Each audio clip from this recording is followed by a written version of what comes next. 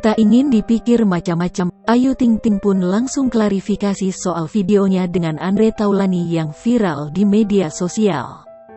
Ayu Ting Ting lantas menjelaskan fakta di balik videonya dengan Andre Taulany tersebut.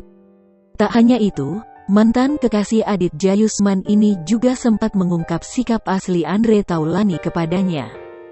Sayangnya video Ayu Ting Ting dan Andre Taulany tersebut sudah telanjur viral di media sosial. Di video singkat itu, Ayu tampak tidak risih dengan adanya tangan Andre mengelus-ngelus pundaknya.